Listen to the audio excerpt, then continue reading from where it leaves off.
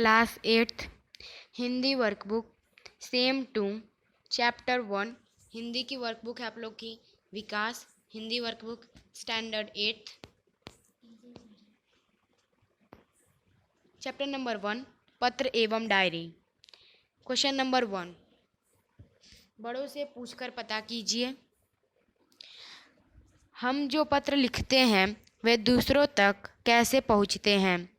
कौन ले जाता है? हम तक कौन पहुंचाता है? पत्र कहाँ इकट्ठे होते हैं? आंसर है, हम जो पत्र लिखते हैं वे पत्र पेटी में डालते हैं।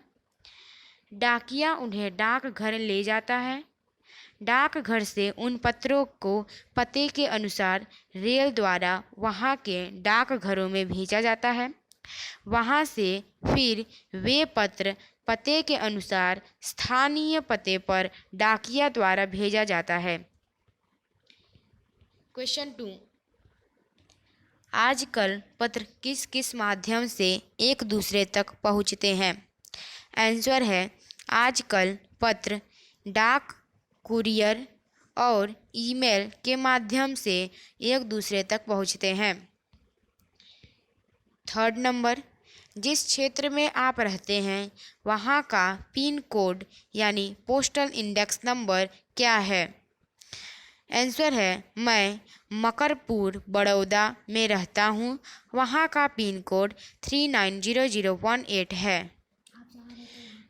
क्वेश्चन 4, तो क्वेश्चन 3 में आप जहाँ कुछ जो अगर आप चाहो तो यहाँ से आपका पिन कोड यानी पोस्टल इंडेक्स नंबर आप जहाँ रहते हो वहाँ का पिन कोड लिख सकते हो। जैसे कि अहमदाबाद का है 380026। 4 नंबर, आपके घर डाक देने कौन आता है? आंसर है, हमारे घर डाक देने डाकिया कुरियर वाला आता है। क्वेश्चन 2, डाकिया और कुरियर वाले की मुलाकात लेकर निम्नलिखित प्रश्न पूछिए। प्रश्नों के उत्तर लिखिए।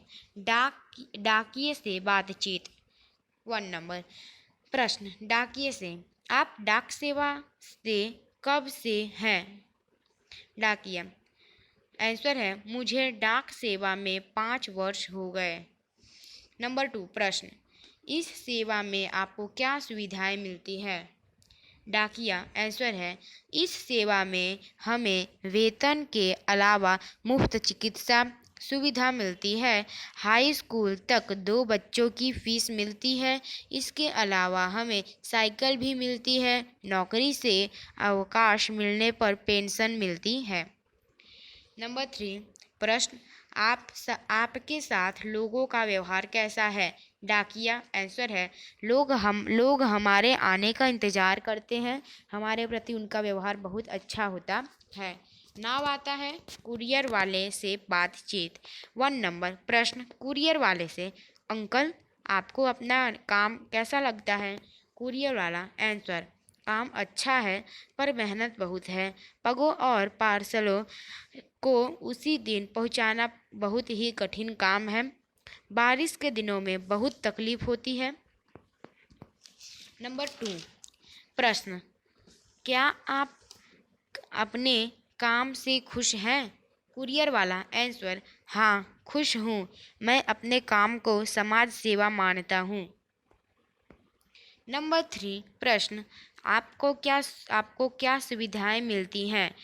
कुरियर वाला, आंसर, हमें आने जाने के लिए किराए मिलता है। कंपनी की ओर से रेल यड़ा के ओर से बस यड़ा के लिए पास मिलती है। इसके बाद आता है क्वेश्चन 3, संदेश व्यवहार के चित्र देखिए और उसका वर्णन कीजिए। तो यहाँ पे आप देख सकते हो कि यहाँ पे एक चिड़िया, जो मतलब पहले के ज़माने में कबूतर होते थे जो पत्र भेजते थे, इसका राजा के समय पे उनका सेनापति मतलब उन्होंने जो सुविचार के लिए रखा होगा वो आदमी सुनाता था। यहाँ पे इसके बाद आया पोस्ट, जहाँ से हम लोग चिट्ठी जिसमें डालते हैं। इसके बाद आपका ये लेटर भेजना, नहीं ये ईमेल द्वारा, वो सब आया। इसका मोबाइल फ़ोन आया और अब कंप्यूटर आया। तो ये सारे जो है जो हम उपयोग करते हैं संदेश व्यवहार के चित्र भेजने में। तो अभी आपको इसके बारे में लिखना है। तो संदेश व्यवहार की परंपरा बहुत पुरानी है। पुराने जमाने में प्रशिक्षित कबूतरों द्वारा पत्राचार होता था। फिर यह कार्य संदेश वाहकों द्वारा होने लगा। राजा महाराजा के जमाने में घुड़सवार संदेश वाहक संदेश पहुंचाने का कार्य करते थे। इसके बाद आधुनिक काल में डाकघर पत्राचार का दायित्व संभालते हैं। पहले केवल पोस्ट कार्ड का उपयोग होता था, फिर निजी के गोपनीयता के लिए लिफाफों को उपयोग होने लगा, फिर अंतर्देशीय पत्र का उपयोग होने लगा। आजकल टेलीफोन संदेश व्यवहार का श्रेष्ठ साधन, अब तो मोबाइल इंटरनेट की सुविधा भी है। क्वेश्चन 4, सोचिए और लिखिए। फर्स्ट नंबर, अगर तुम्हें मोबाइल फ़ोन पर अपने मित्र को SMS द्वारा बधाई संदेश भेजना हो तो क्या लिखोगे? आंसर है, मेरे प्यारे रामू, अंतर विद्यालय वक्तृत्व स्पर्धा में प्रथम आने पर ढेर सारी बधाइयाँ। आपने अपनी ओर से मैं तुम्हारे लिए घड़ी भेज रहा हूँ। मैं अपनी ओर से तुम्हारे लिए घड़ी भेज रहा हूँ। अब तो पार्टी में भी मिलेंगे। अभिनंदन। इसके बाद है 2 नंबर, तुमने इस बार छुट्टियों में क्या क्या किया, यह अपने मित्र को कंप्यूटर पर ईमेल द्वारा बताना हो तो क्या लिखोगे? तो आंसर है, प्रेम कुंभ, स्टेशन रोड, अहमदाबाद, 20 नवंबर 2013। प्रिय अविनाश, इस बार हमने छुट्टियों अहमदाबाद में ही बिताने का निर्णय किया है, इसलिए मुझे इस अवकाश का उचित ढंग से उपयोग करना था। मैत्रित्व प्रातः काल व्यायाम शाला जाता था। वहाँ तरह तरह के व्यायाम के साथ योग कर भी अभ्यास करता था। दोपहर को भोजन के बाद कुछ समय दूरदर्शन देखता था। फिर साइकिल से मैं कंप्यूटर क्लास भी जाता था। शाम को वहीं से हमारी दुकान पर जाता था और 8 बजे पिताजी के साथ घर लौटता था।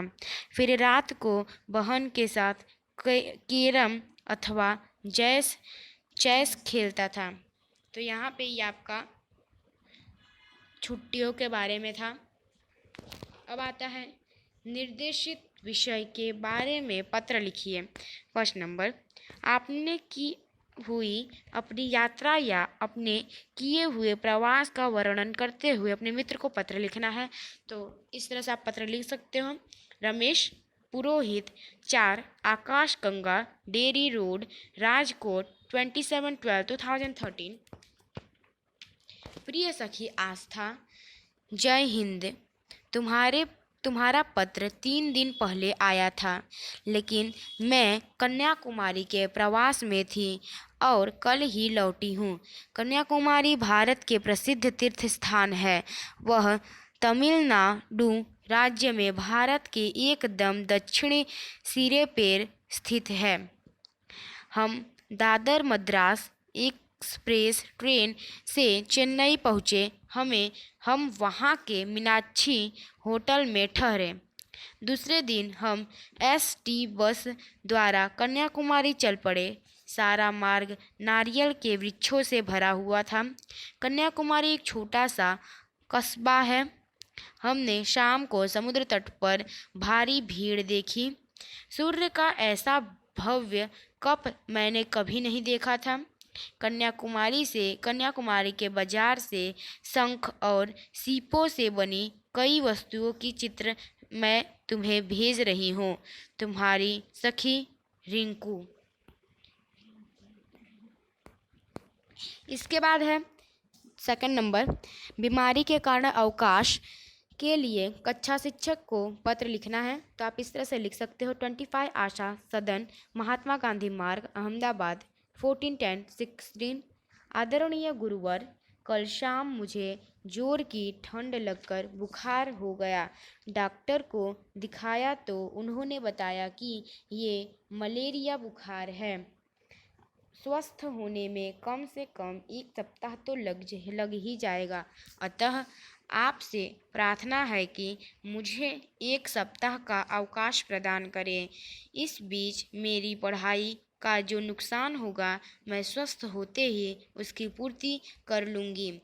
आपका आज्ञाकारी शिष्य परम्पर रिंकू, कक्षा 8। ठीक है। नाव आता है 3rd नंबर। अपने स्कूल में किसी समस्या के बारे में प्रधानाचार्य को पत्र लिखना है। तो आप इस तरह से लिख सकते हो, श्रीमान प्रधानाचार्य, एकलव्य पहिल का स्कूल 14/10/2016। विषय, पुस्तकालय में विज्ञान वैज्ञानिकों की पुस्तक न होना। सविनय निवेदन है कि हमारे विद्यालय के पुस्तकालय में साहित्य के पुस्तक बहुत हैं। इन पुस्तकों में कपिला कहानी, उपन्यास आदि रचनाएं हैं, परंतु विज्ञान से संबंधित पुस्तकें नहीं हैं। विज्ञान से संबंधित पुस्तकें नहीं हैं। वैज्ञानिकों की जीवनी संबंधी पुस्तकें तो एक भी नहीं है। ऐसी पुस्तकें पढ़ने से प्रेरणा मिलती है। वैज्ञानिकों के अनुभव विज्ञान के प्रति रुचि जगाते हैं। पुस्तकालय में इन का अभाव बहुत ही खटकाता है। आशा है आप इस आह्वान की पूर्ति पर ध्यान देंगे। आपकी आज्ञाकारी शिष्य परमार रिंकू, कक्षा 8। ओके। तो अब आता है आप लोग का 6 नंबर, क्वेश्चन 6। डायरी के रूप में लिखिए। 1st नंबर, किसी एक पूरे दिन के अपनी अनुभव का विवरण करना है। तो आप इस तरह से लिख सकते हो, अहमदाबाद 16/10/2013। कल 16 अक्टूबर थी। नवरात्रि का पहला दिन। एक तरफ मन में उमंग और दूसरी तरफ चिंता थी। उमंग उस बात की थी कि डांडिया रास देखने और खेलने को मिलेगा। चिंता इस बात की थी कि कुछ दिनों में प्रथम सत्र की परीक्षाएं होने वाले थे। पहला प्रश्न पत्र अंग्रेजी का था। थोड़ी तैयारी की थी, परंतु काम बाकी था और चिंता न करके सब कुछ अम्बे माँ पर छोड़ दिया। आपको इस तरह से डायरी के रूप में लिखना है। इसके बाद है नंबर 2, वार्षिकोत्सव में सर्वश्रेष्ठ वक्ता का पुरस्कार मिलने का आपका अनुभव। आप इस तरह से लिख सकते हो, मुंबई 12 जनवरी 2015। हमारे विद्यालय का इस वर्ष का वार्षिकोत्सव मेरे लिए एक सुनहरी यादगार घटना बन गई है। उत्सव में वक्तृत्व स्पर्धा का भी आयोजन था। विषय था विज्ञान शाप है या वरदान। तो स्पर्धा का अंतिम वक्ता में था, लेकिन मुझे प्रथम पुरस्कार मिला। सचमुच उस समय मेरी वाणी में सरस्वती विराजमान हो गई थी। शाम को पिताजी घर लौटे तो बहुत खुश थे। सचमुच आज का दिन हमारे लिए सरस्वती का दिन था। नंबर 3, आपने अपने जीवन का कोई सुख अनुभव बताने आप लोग को। तो आप इस तरह से लिख सकते हो। सूरत 17 नवंबर 2013। दीपावली के मेले में जाने के लिए माँ ने 20 रुपए दिए थे। अब इस छोटी से रकम से क्या मेले का आनंद लिया जा सकता है। तभी मामा जी आए और बोले, मैं भी आज मेले का आनंद लूँगा। मैं मामा जी की बाइक पर सवार हुई और फटाफट करती बधाई हवा से बात करने लगी। मेले में हमने समोसे खाए, लस्सी पी, गुलाब जामुन का स्वाद भी लिया, फोटो खींचिए, निशानेबाजी में इनाम जीता। इतने सब आनंद लेने के बाद भी मेरे 20 रुपए जैसे के तैसे जेब में पड़े रहे। मेले में घूमने का यह सुखद अनुभव शायद ही कभी भूल पाऊंगी। इसका श्रेय मामा जी को ही जाता है। तो इस तरह से आपको डायरी लिखनी थी। अब आता है आप लोग का क्वेश्चन नंबर 7। नीचे दिए गए डायरी के अंश का अपनी मातृभाषा में अनुवाद करना है। तो इसमें आप लोग को दिया गया है, आज दिनांक 10 अगस्त 2011 रात को नींद नहीं आ रही थी, खुशी का ठिकाना न था, कब सुबह हो जाए इसका इंतज़ार था। स्कूल में सैर जाने का आनंद में कल्पना करते करते मुझे कब नींद आ गई पता ही नहीं चला। बड़े सवेरे 4 बजे उठकर 4 बजे अलार्म बजा और मम्मी की आवाज़ आई, राकेश उठो, 4 बज गए। मैं आनंद तथा उत्साह से उठा। मन में डर भी था कि मास्टर जी डांटे नहीं। स्नानादि संपन्न करके स्कूल पहुंचा। सब साथी आ पहुँचे थे। मास्टर जी ने सबको बस में बैठाया और हम सब सैर के लिए निकल पड़े। और अभी आपको इसको मातृभाषा में अनुवाद करना है, तो गुजराती में कर रही हूँ मैं। आज તારીખ 10 ઓક્ટોબર 2011 રાત્રે ઊંઘ આવતી ન હતી. આનંદનો પાર ન હતો. ક્યારે સવાર વટે તેની રાહ જોતો હતો. સ્કૂલમાંથી